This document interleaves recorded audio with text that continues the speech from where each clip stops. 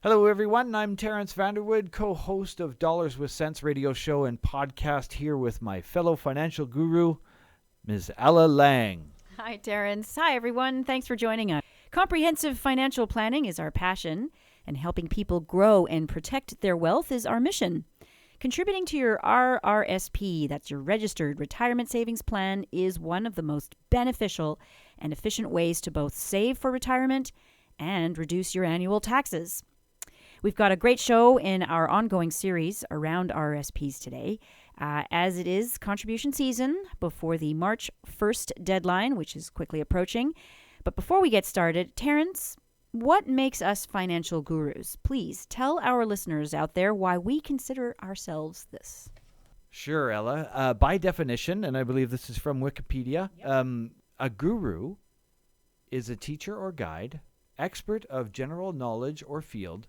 So like with any profession, both Ella and I had and continue to have rigorous training specific to a variety of disciplines within financial planning. In fact, we are both a year away from attaining our certified financial planner. That's a certified financial planner designation that sets us apart from other advisors. Between us, we have had many years of experience, both running our own businesses and, of course, looking after our many clients with a vast array of financial goals and concerns. Great, thank you. So let's jump right into today's discussion around lending your money to the government. Terence, what does that mean? Yeah, I know that's a strange question because it would seem that it's always Exactly. It seems like it's always the other way around. Well, the income tax deductions we all have from our paychecks are set by the federal government. They use general guidelines to figure out the dollar amount. The guidelines are set in favor of the CRA, or the Canada Revenue Agency, to be certain that they are paid. So when you file your annual taxes, CRA figures out the bill from you and your accountant's income tax form. If they owe you a refund, you are lending them that amount of money for the year and losing out on what's called opportunity lost. Wow. So because we have missed out on the opportunity to have that money working for us, rather. That's an interesting way of looking at the system. So here's a question for our listeners. Are you getting a large tax refund every year? You can phone in right now to give us an answer if you like. You can call us at our number at 778-879-0820. So let us know. But if the answer is yes, while we're waiting for the phones to ring off the hook, if the answer is yes, you could be missing out on several opportunities. One of the biggest misconceptions held by many individuals is that when they receive a tax return check in the mail, they feel as they've come across free money. No? Woohoo! Yeah, Yes. Of course. You get that check in the Party. You get that check in the mail and you Yes. look at it and you go, "Oh, great. I got a refund this year. That's fabulous. I got some free money." Well, this couldn't be farther from the truth. In fact, it is the very opposite. You have paid through lost opportunity cost and inflation to get that money back. You have essentially overpaid your taxes to the government and gave them an interest-free loan for a year. Yeah, I hear so many people say something along the lines of, I can't wait to get my tax refund so I can buy my boat or take my family to Disneyland. Getting that big chunk of change at once can give someone big eyes to go spending, for sure. If you have the money broken out in smaller pieces in your paycheck rather than one lump sum, you may be less inclined to spend it all on a big purchase. And consider putting that money towards your retirement instead. That is a really smart idea. You're a good financial guru, Ella. Yes, but like I said, there is a caveat. The government has set guidelines. So how do you go about ensuring you don't overpay on taxes and falling into this trap? Well, you do that by filling out a T1213 form, otherwise known as a T1213 form, also known as a 1213 form, or also known as a T1213 form. Nobody calls it T1213. I'm sorry. I'm kidding around. That's my bad definition of a joke. Anyways, it's a T1213 form. The Canada Revenue Agency may provide your employer with permission to deduct less tax from your paycheck, putting more money into your pocket for your immediate use. Okay, so let's take a look at an example. Terence, say we both make about $4,000 a month gross. I'm employed, let's say I'm an employed technician with TELUS, and these are by no means accurate salaries. It's just examples. Okay, I am an airline pilot. I've always wanted to fly a big plane. So we're both making $4,000 a month gross. That's right. What's gross? Good question. Let's remind you guys out there what gross is, which means it's a terminology that refers to the amount of money you make before deductions that you will see on your paycheck every month. So I may be making $4,000 gross, but I'm paying $800 to federal income tax. Blech. Mine used to be that too, but I filled out the T1213 form, and now I only get $740 taken off. That's only $60. That's not much. Possibly, but that also is $1,560 per year, which in 20 years, right around retirement, can be worth $6,000 if properly invested. That's just from 1 year. Can you imagine if I did that? How many years? Let's say I work for 15 years, then I do that. 6,000 times 15. Here, let's go to our calculator. $120,000. Ella is like the human calculator. Again, she's really, really quick. I love it. $120,000. So by saving $60 a paycheck over the next 20 years, investing it, man, that is a lot. So $120,000 in 20 years from now.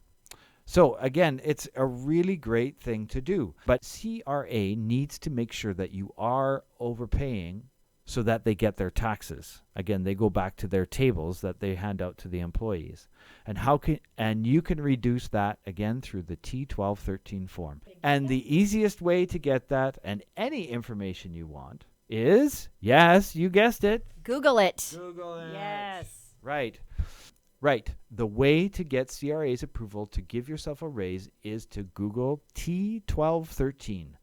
Submit it, and the CRA decides that if you qualify, they will grant your employer permission to reduce your withholding amount on each of the paychecks. Now, that may seem like a bit of a process to go through, but remember, it's $120,000 of your retirement.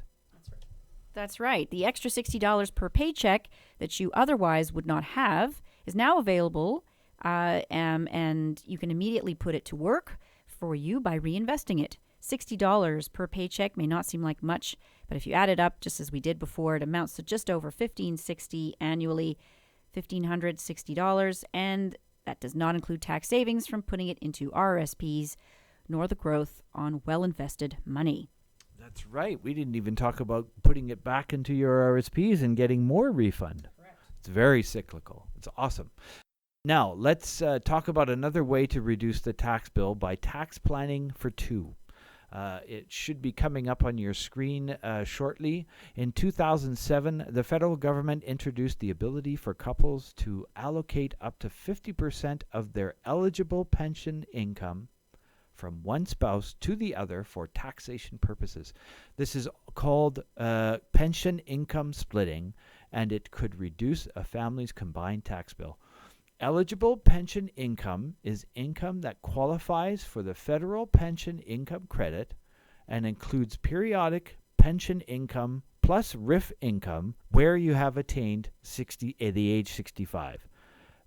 Ella, what the heck did I just say? Can you explain it in better words? Well, that is a bit of a mouthful, but to speak plainly, Terence is trying to tell us that your pension that you have in place through your job and your registered retirement income fund, that's a RIF, otherwise known as, can be reported as your spouse's income, and that's up to 50%. So we're talking about RRIFs, RIFs, and you're probably asking, well, I thought we were talking about RRSPs. Well, we still are. A RIF, or a Registered Retirement Income Fund, is an RSP that has retired. It has retired from a place of just accumulating wealth to a place where it is now time to spend that money, as you have been so good at saving. Plus, now you have to deliver your promise to the tax man to pay for the tax deferral you got when you contributed it. In fact, every RSP is mandated to change to a RIF when you turn age 71, and you have to withdraw a certain percentage every year after that. Thanks for that aside, Terence. But let's get back to the matter at hand, which is tax planning for two. Many people have questioned. Never mind, Terence. That was great. Never. No. You have to know some of these things, folks. These are important little side things, but we're trying to keep with the flow of the tax planning for two. We were saying many people have questioned the need to make spousal RSP contributions, given that the new pension income splitting rules will allow RIF income to be split once a person is over the age of 65. While true, spousal RSPs still have a place in a person's financial plan, especially if, for example, you anticipate retiring before the age of 65, or where you need to split more than 50% to equalize retirement income for both spouses. You may also want to contribute to an RSP past the age of 71, and if your spouse is younger than you, well, that might be your call. And then when you want to maximize the benefits under the home buyer's plan and the lifelong learning plan. Also, very good to remember those two elements. Yes, those are interest aspects of an RRSP that we get into in a later episode. And just to let you know that you can get to all those episodes by going to our YouTube channel. Bring up the YouTube search bar, punch in Ela and Terence, and you'll have access to all 40 of our episodes. And while you're there, please subscribe, and then you'll get the newest ones as they come along. So again, a spousal RSP is an RSP for the benefit of one spouse, but the contributions to the plan are made and deducted by the other spouse. So let's say Ela and I are the couple, and Ela, tell us more about what we do as a couple. Right. So let's say Terence has decided he's going to dedicate his career to not piloting, but let's say, let's do like new classical instruments from old tires or something. And it's not going to be very lucrative of professions. You're not going to be making much. And I am a dental hygienist. So Terence's salary is $15,000 and mine is $95,000. That's the day and age we live in, right? I can make more money than you. Absolutely. So in that scenario, spousal RSPs are a great strategy if you expect one spouse to be in a lower tax bracket, especially in retirement, because the spousal RSP provides the benefit of balancing retirement income between spouses. And so now an important thing to recognize are RSP attribution rules. And I found an article recently, in fact, this week in advisor.ca, about tax legislation which limits the opportunity through attribution rules that result in income, and in some cases, capital gains that are being taxed to the individual primarily responsible for the income. So, attribution, the rule states that when the annuitant of a spousal RSP makes a withdrawal from the plan, all or part of the withdrawal could be taxed to the contributing spouse, not the annuitant. Something to remember. Specifically, contributions made in the year of the withdrawal or, very important, the previous 2 calendar years could be taxed to the contributing spouse. So, something to absolutely keep in mind, folks. Get tax advice before making any of these kind of decisions or making any withdrawals so that you know the implications of this type of planning. Yes, and annuitant and contributing spouse, those are the same, are they not? No. What's the annuitant? What's the difference between the annuitant and the contributing spouse? So the annuitant is the person receiving the contribution as opposed to the contributor. So let's say, in my case, since I was making $95,000, Terence, I'm contributing a portion of my taxes to giving it to you. I'm contributing it to your RSP. And And so you are the annuitant. I am the contributing spouse, and you are the annuitant. There we go. Great. Thank you very much. That's another word that we threw in there, and I didn't have it at the tip of my tongue, and you did. So that's great. Canada, as we know, has a progressive income tax system where the tax rate increases at higher income levels. As mentioned, one of the main benefits of spousal RRSP is that it may balance out the retirement income of two spouses, instead of one person having the bulk of the retirement income and possibly paying a high level of tax. Let's look at a different example. Let's look at the chart that's coming up on your screen right now. It's the one that's entitled Spousal RSPs Tax Planning for Two. So let's assume we have one spouse who has all the retirement assets for the family. So that's on the single side. The before tax income is $60,000. Average tax rate is 15%. And this household would have an after-tax income, you can see it at the bottom there, of $50,668. Now, assume that over the course of saving for retirement, this same individual made spousal RRSP contributions, resulting in a split in retirement income of $40,000 for one spouse, the one on the left, and with a 14.9% average tax rate, and $20,000 for the other spouse with only a 9.56% average tax rate. The total after-tax income for this household is now $52,127. That's what it was before was $50,668. So they've had an increase of $1,459 simply by splitting income using spousal RSPs. And again, who wouldn't want an extra $1,500?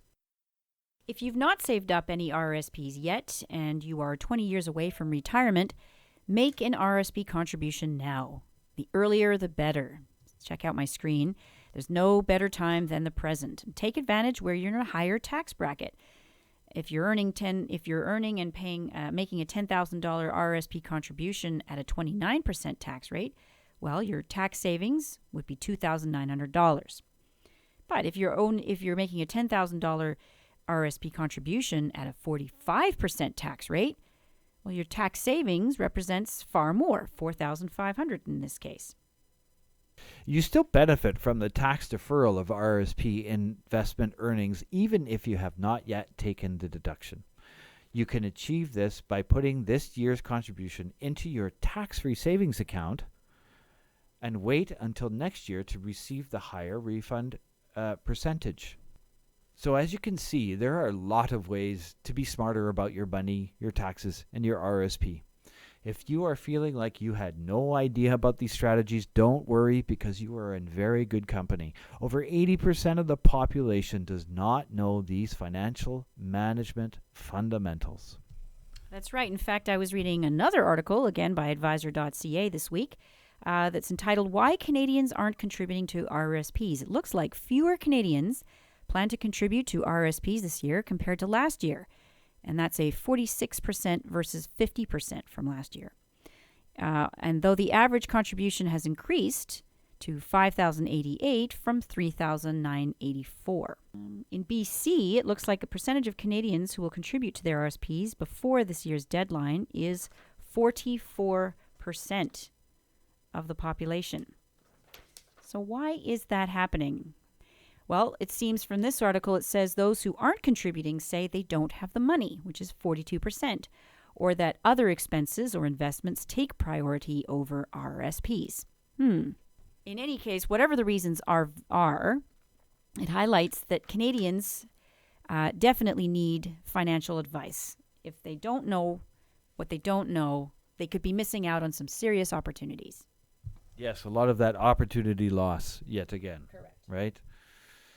So we're going to start looking at your action items for this week.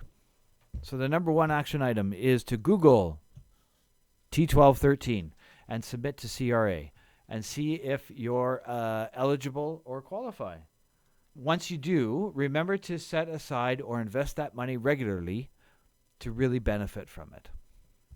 Okay, and action number 2 is take a look at you and your spouse's income and see if there's a large difference between the two.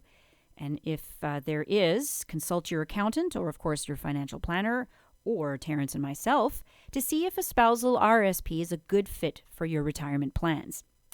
So make sure to reach out to us at 2financialgurus@gmail.com. That's the number 2financialgurus@gmail.com, and simply ask. We will match you up with the right advisor. That's right. Reach out to us, and we'll make sure that you get a great financial planner. That's right. And if you do have a financial planner right now and they're not great, you're welcome to come for a second opinion. It's much like any of the other professionals. If you go to the dentist and the dentist is going to cost you a lot of money, what's the harm in getting a second opinion? So please feel free to come for a second opinion on your existing financial plan if you feel it's necessary. You can reach us by email, as Ella said, at 2financialgurus@gmail.com. That's the number 2financialgurus@gmail.com. You could phone us at 778-879-0820. That's 879-0820. You can reach us by Facebook at our Dollars with Cents Facebook page. You can leave a comment there. You can also watch this video, and perhaps you're watching this video from there already. Feel free to like our page and drop us a comment. If you have any questions that we'd love to use for one of our next episodes, then please reach out to us. And finally, the best way to see all of our episodes is through YouTube. As I mentioned before, just type in Ella and Terence into the YouTube search bar, and our channel will show up at the top of the list. We'll be able to check out our 38 different other episodes at your leisure. And if you subscribe to the channel, you will automatically be notified when a new episode is ready for your listening pleasure. Thank you for tuning in today, joining us on this episode of Dollars with Sense. We hope you found it useful, and we look forward to seeing you back here next week for another knowledge-packed episode. Until then, Terence and I wish you a productive week, and may your dollars and cents be with you.